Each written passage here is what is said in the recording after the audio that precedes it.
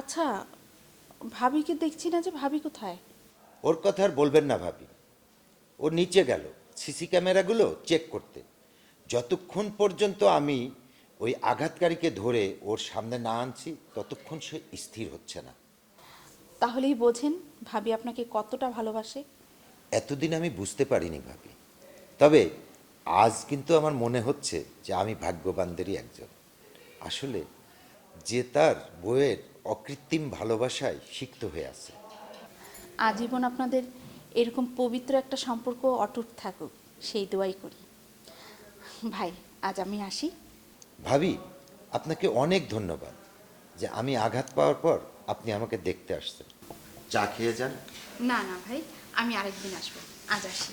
আচ্ছা ভাবি।